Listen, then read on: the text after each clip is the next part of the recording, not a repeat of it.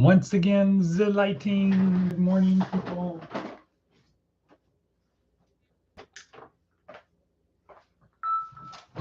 Good morning, good morning. How's that? Better? Okay. Well, good morning. Today is Tuesday, March 5th, Cinco de Marzo, March 5th, 2024. Here we are in Pahrump.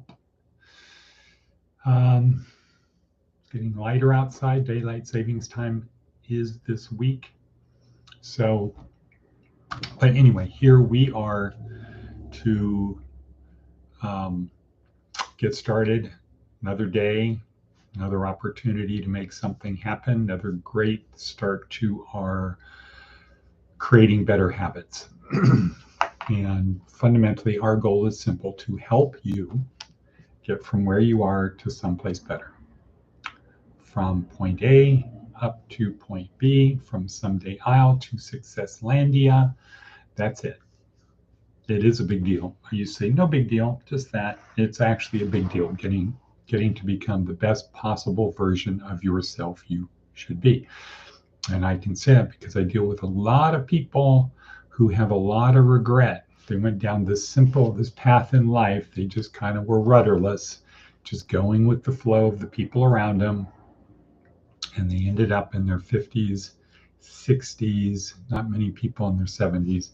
They're kind of gone by then, but 50s and 60s, where it's like, man, this is not the life I was anticipating. It's not the life I was expecting. It is not the life I want.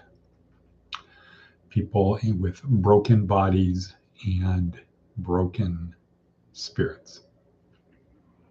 But they keep chugging along because that's what we do. The elegant axiom says the body is a machine controlled by a brain that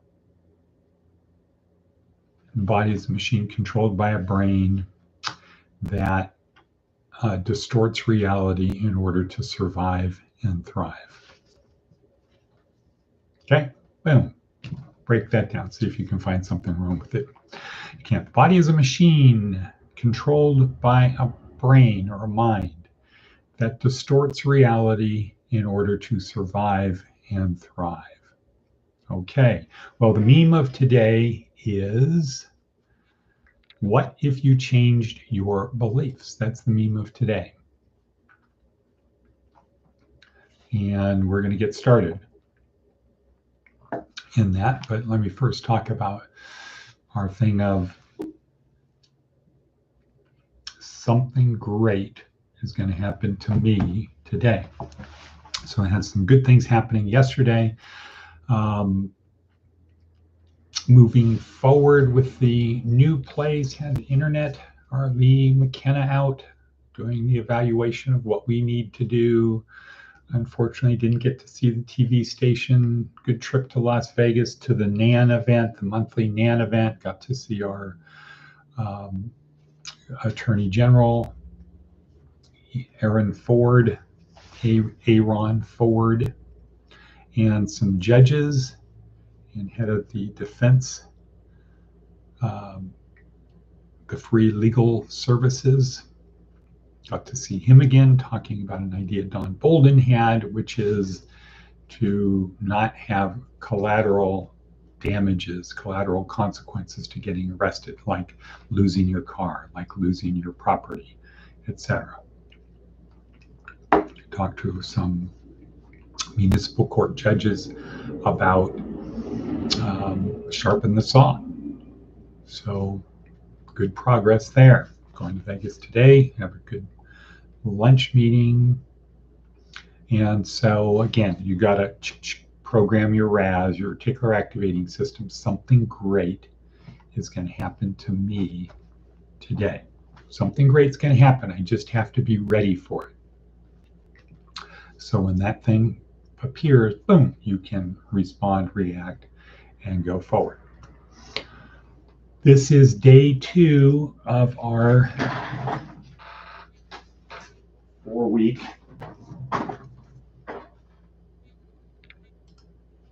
Neuroscience-Oriented Approach to Success, Day 2, Week 2, Simon Sinek talking about neurotransmitters. And the point being that all of our emotions are created by neurotransmitters. So, if we can control their release, if we understand them and we can control their release, we get to be in control of our emotions. All right. Okay, next thing. This book arrived. Entrepreneur, The Roller Coaster from Darren Hardy. Got to read that. Add that to my reading list. And of course, my homework.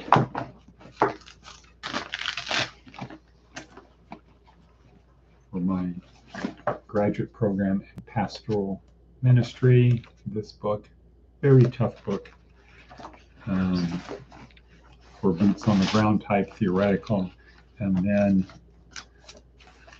with Tony Manuel from Trinity Church, Assembly of God. How do we have a curriculum to teach people inside of the jails? A lot of stuff to do. As we learned yesterday from Darren Hardy, we can always squeeze out 3 hours in a day just by stopping using this to doom scroll, etc., etc. Okay, 6.5 minutes in. Let's get to our meme. The meme of today is, what if you changed your beliefs? Right. What do we know from Aaliyah Crum? Let's see, Aaliyah Crum. Where are you, Aaliyah Crum? Aaliyah Crum. Nope. Aaliyah Crum. Nope. Aaliyah Crum. Yes. Day 5, Friday. We're going to have Aaliyah Crum talking about changing your beliefs. And she'll say you can change a belief like that. Problem is, you got to change the habit. The habit is the unconscious behavior. So you have this belief and you create a routine, maybe make it part of your repetition. You just always start seeing the world that way. This comes up, you believe that, and then it becomes unconscious behavior. So racism would be an example of that. You're taught something young, you have to, a belief was created, confirmation bias sets in, you start seeing the world that way, and then just automatically, non-consciously, you believe it to be true. How do you change a belief? How do you change a belief? So think of a belief as like a plant. Maybe it's like nightshade, could be bad. Maybe it's like corn, could be good. So a belief is like a plant, and it has what's on the surface, how it manifests itself, how you behave in the world. And then there's the stuff below the ground that bring in the nutrients that feed it, that make it grow. Many plants, if you just chop off what's above the surface, they grow back. Weeds would be an example of that, right? Weeds, Roxanne, weeds. No, that was worms. They grow back. So you got to pull it out by the roots. If you want to change a belief, you either have to take the old belief out entirely, or maybe smother it. And I'm kind of thinking about, in the Bible, the proverb of the sower of seeds. He's scattering seeds out there.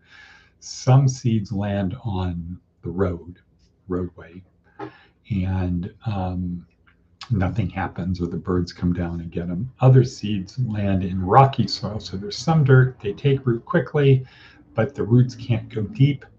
So when the sun comes out, they wither and die. Other seeds grow up within the thorns, and they get smothered by them. And then there are those that land on fertile ground and they take root, etc. So maybe beliefs are like that, in the sense of, how do you get rid of a belief? Well, maybe you surround it with other beliefs. So if you have a thing about racism or sexism or sports teamism, that you have this deep down fundamental belief, but you change your confirmation bias, so you start noticing other things. So you notice things like, wow, there's a lot of women in positions of authority nowadays, versus the original belief is, the sexist belief is, women are not good enough to be managers. Then all of a sudden you program your RAS, you start noticing women managers. In the old days, your RAS would ignore those people. You would only trigger on men managers. All you would notice is men managers. But if you program the RAS to notice, you create a thought, this possible belief, maybe there's a lot of women managers. And then all of a sudden you start seeing women managers, and that starts eroding your belief. And ultimately, over time, it kind of goes away, but deep down, it's still in there. Another thing would be to pull it out from the roots, and that would be to go back to do an exercise of, when did I first hear this? Where did I first start believing this to be true? Who's the first person that told me that? And then look for examples, trying to be unbiased, but looking for examples of, well, that person was wrong. So, and they're not necessarily a bad person. Could be bad, could be not. But that person was wrong, and they planted a belief in me that was not a good belief. One of the examples in religion would be John 3:16. People have been told that means God sent his son to die. But if you look at the whole of chapter 13, it has nothing to do with that. Jesus is saying he sent his number one person to tell people about the good news, to tell people what to do, how to act, to tell people, if you do what I tell you to do, you're going to have everlasting life. That's what chapter 3 is all about. And there's a discussion with Nicodemus back and forth. What are you talking about? Blah, blah, blah, blah, blah, blah, blah. There's nothing in there about sacrifice, dying, sins of the people. It's about renewal. But a lot of people believe, not a lot, virtually everyone who knows John 3:16 believes in the God gave his son, his only begotten son. And gave is defined to mean sacrificed. But if you read the chapter, it has nothing to do with sacrifice. It has to do with teaching. Okay, so there's this belief. Where did you first hear this belief? Oh, I heard it when I was a little kid in church. Okay, well, let's look at that church. What kind of church was it? Is it like the church that everyone in the world accepts as? No, it was just this little old church. And what was the pastor? Did he go to great university? Did he go to this? Was he, oh no, he was the HVAC guy in town before he had his little church. And was he like 150 IQ? What? No, he was just an average guy, a wife, 2 kids. They played sports with us. And so why would you think that person would be correct? Well, because he heard it from somebody, and they heard it from somebody, and you can take it all the way back to whatever. You can take it back to whatever. That's a belief. So how do you put in a new belief? Well, one way, again, you go back to the old belief and you say, that original belief doesn't, when I heard it as a kid, it made sense, but now I'm no longer a kid. I now need to go beyond that and look at something different. Boom, now you're open for a new belief. Now you're open for a new belief. So that's the second way. The first way is focus on your confirmation bias and look for other things. Reprogram the RAS to look for things that are contrary to the belief.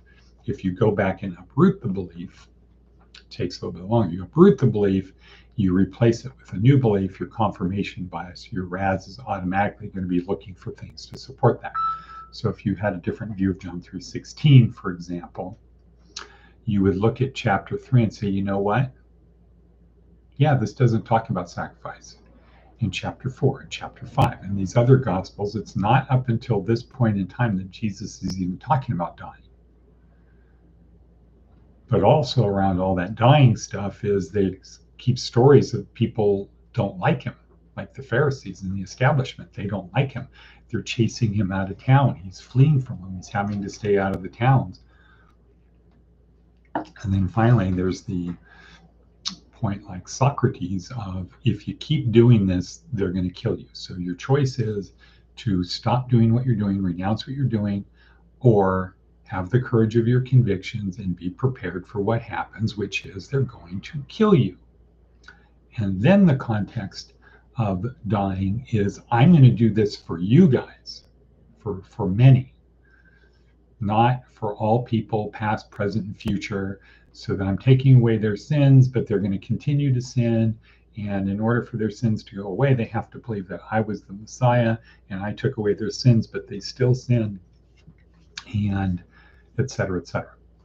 So how do you change a belief? What's the benefit of changing a belief? Just very quickly, what's the benefit of changing a belief? The benefit of changing a belief can be growth. Can be growth. We're all get stifled by our beliefs. I can't do it. No, it's too hard. It won't work. We're stifled by our beliefs. So if we learn how to change our beliefs, if we get good at changing our beliefs, we can move forward on our path to a better place. Okay, that I'm going to say and cut. Until tomorrow, go make something